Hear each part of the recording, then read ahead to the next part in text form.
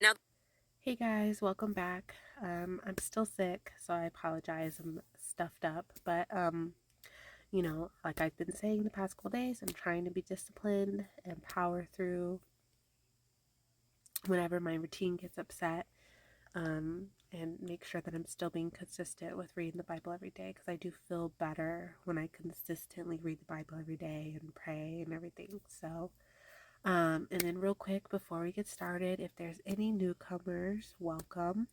I have been reading the Bible for about 5, 6 months now, and I've been recording my journey along the way as God kind of guided me to do. And it's a very realistic journey. I brought God into my life. I started reading the Bible, and I've been very honest with the good days, the bad days, what's been going on, sharing my thoughts, my experiences, what's been my journey.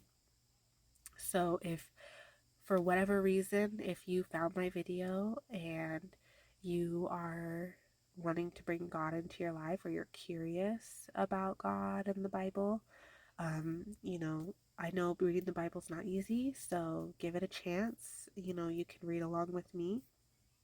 The full playlist is on my channel from day one till current, and I'm doing the whole Bible. In total, it'll be 365 days. We're on day 119 now, so about a third of the way through. And I know it's long, and I know, it's a lot, but bringing God into your life and reading the Bible is not meant to be an overnight, quick fix for your life. It's supposed to be a transformation over time. It's supposed to be, building a relationship with God, which takes time. It's definitely not a quick fix. It's something you have to it's a lifestyle change. It's bringing God into your life. It's not, oh God, fix this problem for me. It's not a quick fix. So you have to really commit and give God a chance. And I promise you will not regret it. So check out my playlist. Day one and two are the only days that don't have the recording of the chapters. All the rest of them do. So give it a chance. Go at your own pace. And give God a chance. You won't regret it. So, all right, guys, let's get into today's chapters. It's difficult for me to talk because I'm so stuffed up. So, um, I kind of want to just get into to the chapters today. So let's do it. the father of Gibeon, whose wife's name was Maacah, dwelt at Gibeon, and his firstborn son was Abdon.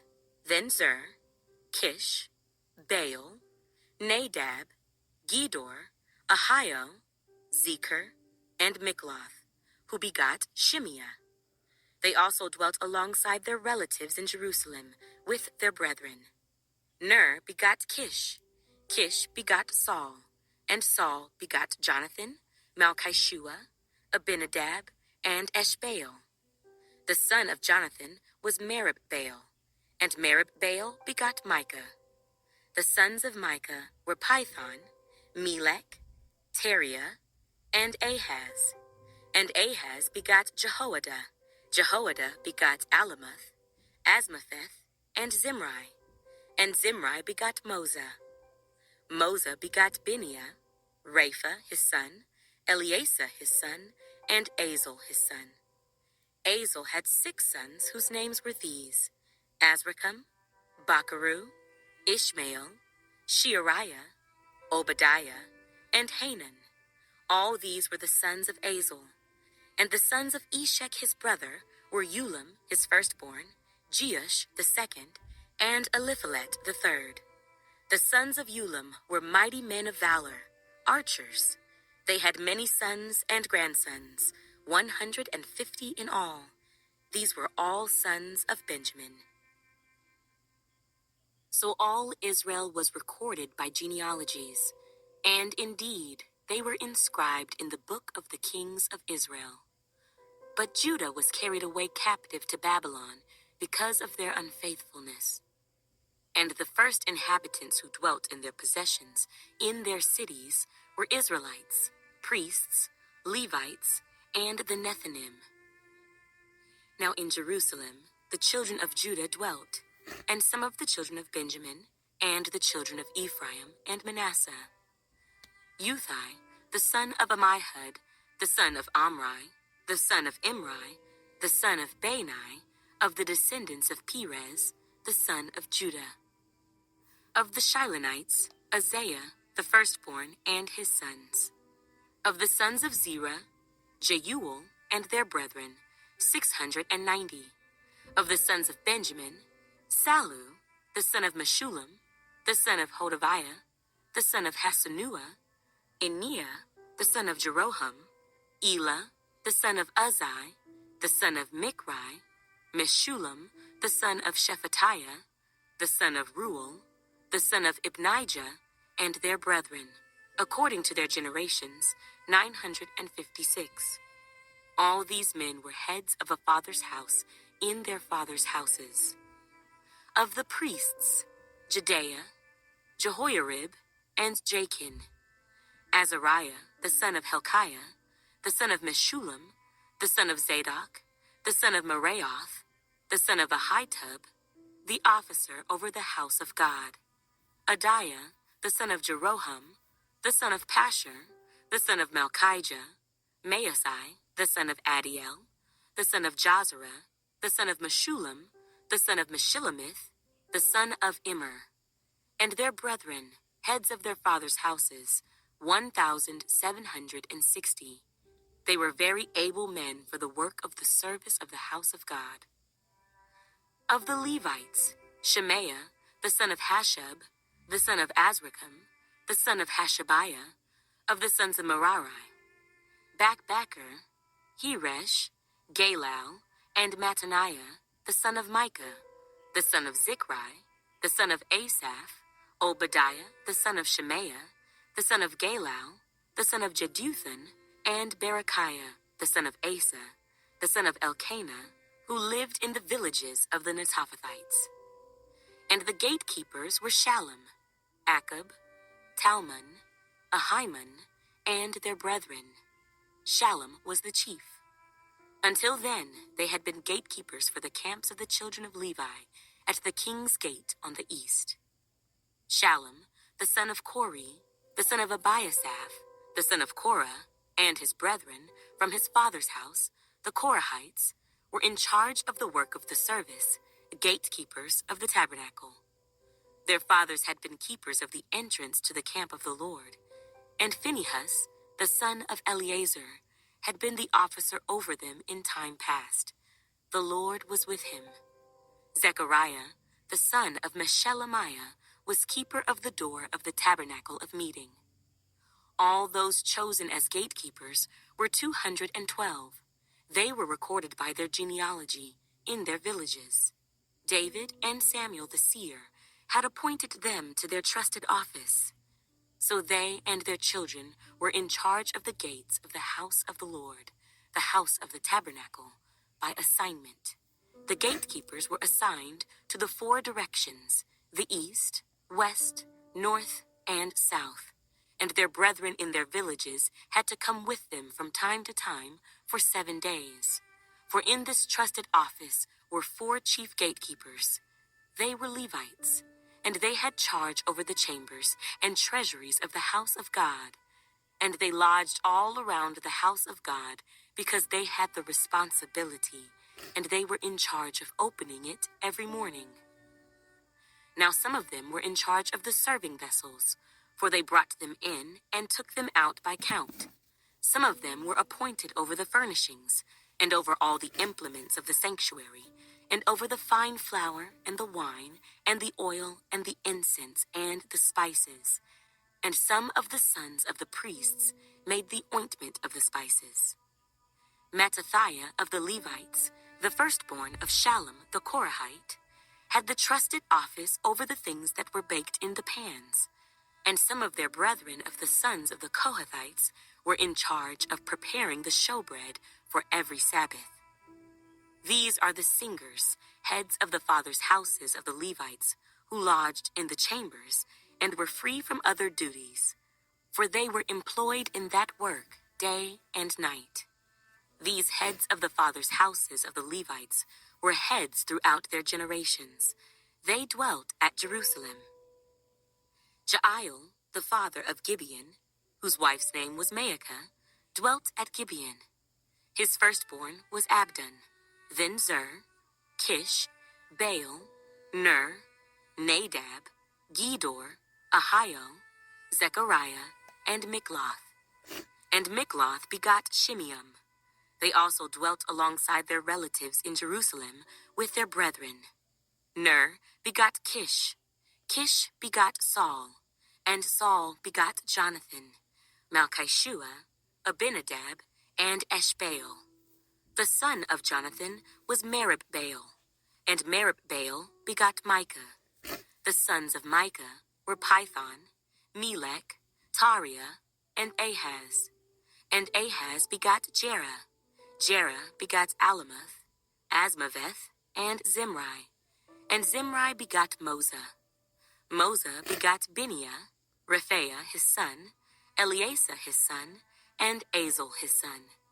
And Azel had 6 sons whose names were these: Azrikam, Bacharu, Ishmael, Sheariah, Obadiah, and Hanan. These were the sons of Azel. Now the Philistines fought against Israel, and the men of Israel fled from before the Philistines, and fell slain on Mount Gilboa. Then the Philistines followed hard after Saul and his sons, and the Philistines killed Jonathan, Abinadab, and Malchishua, Saul's sons. The battle became fierce against Saul. The archers hit him, and he was wounded by the archers. Then Saul said to his armor-bearer, "Draw your sword and thrust me through with it, lest these uncircumcised men come and abuse me." But his armor-bearer would not, for he was greatly afraid. Therefore Saul took a sword and fell on it. And when his armor-bearer saw that Saul was dead, he also fell on his sword and died. So Saul and his 3 sons died, and all his house died together. And when all the men of Israel who were in the valley saw that they had fled, and that Saul and his sons were dead, they forsook their cities and fled. Then the Philistines came and dwelt in them.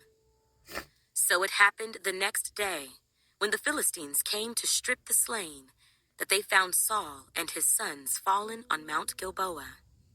And they stripped him, and took his head and his armor, and sent word throughout the land of the Philistines to proclaim the news in the temple of their idols and among the people. Then they put his armor in the temple of their gods, and fastened his head in the temple of Dagon.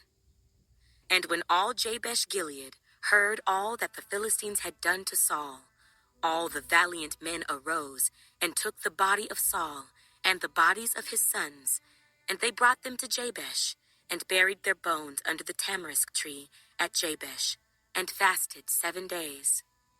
So Saul died for his unfaithfulness, which he had committed against the Lord, because he did not keep the word of the Lord, and also because he consulted a medium for guidance. But he did not inquire of the Lord. Therefore he killed him, and turned the kingdom over to David the son of Jesse. When I was listening to this earlier, when I was recording this, I actually was I found that so, I don't even know what the right word would be, but I appreciated the fact that those 2 last verses gave more insight into saying exactly why God was like, okay, this is why I had Saul killed, and it's for these reasons. This is what he did wrong. And because it doesn't really say it that clearly, and when it does talk about this in what, First Samuel book, um I think it's First Samuel or Second Samuel. I believe it's First Samuel, but um it's nice to know, okay, this is exactly why, this is why God did what he did with him, because he did this and this. So I don't know, I appreciated that, extra insight into Saul's story. Then all Israel came together to David at Hebron, saying, Indeed, we are your bone and your flesh. Also, in time past, even when Saul was king, you were the one who led Israel out and brought them in. And the Lord your God said to you, you shall shepherd my people Israel, and be ruler over my people Israel. Therefore all the elders of Israel came to the king at Hebron, and David made a covenant with them at Hebron before the Lord. And they anointed David king over Israel, according to the word of the Lord by Samuel. And David and all Israel went to Jerusalem, which is Jebus, where the Jebusites were, the inhabitants of the land. But the inhabitants of Jebus said to David, you shall not come in here. Nevertheless, David took the stronghold of Zion, that is, the city of David. Now David said, whoever attacks the Jebusites first shall be chief and captain. And Joab the son of Zeruiah went up first and became chief. Then David dwelt in the stronghold, therefore they called it the city of David. And he built the city around it, from the Millo to the surrounding area.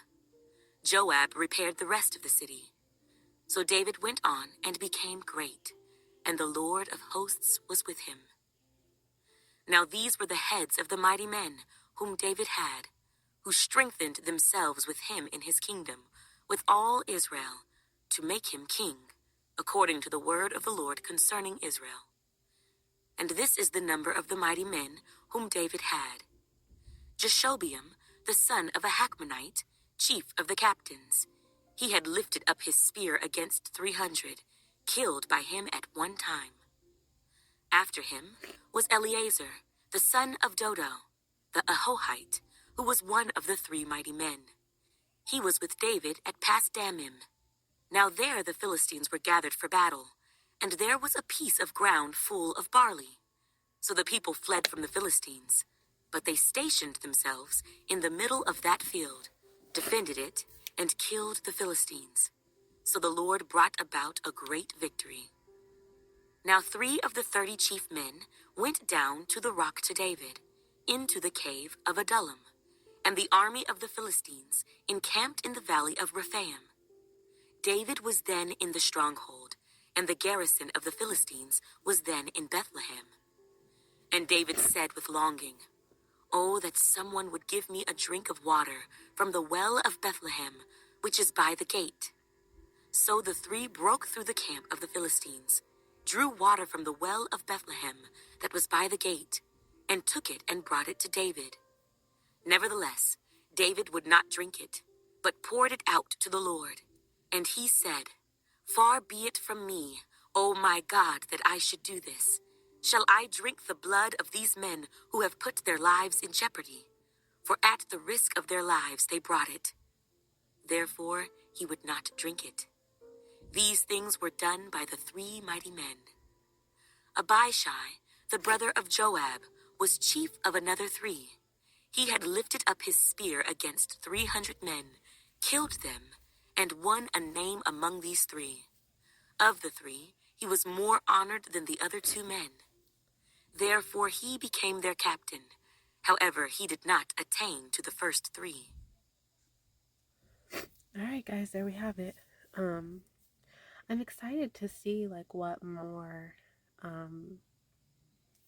additional info, like insight that First Chronicles brings into the previous stories that we've already read.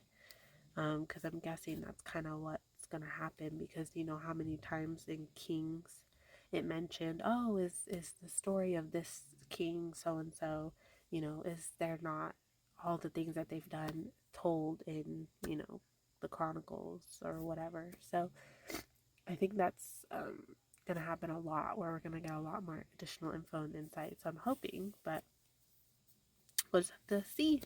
I try not to look ahead too much or read too much about like the Bible, because I want to read it for myself. I want to experience it for myself. I don't want to, you know, oh, well, this book's about this and that and this story and this and that, you know, like I want to read it for myself to see, you know, what's going on and what's being told. So I try not to get too clouded by what other people have to say. So, I think it's okay to talk about the Bible with other people, but I think you need to read it for yourself first, kind of thing. That's just my opinion. So, okay, guys, well, I'm gonna get going. I'm so stuffed up, and I just want to not talk, to be honest. And so, I will see you guys though for tomorrow's chapters. Bye.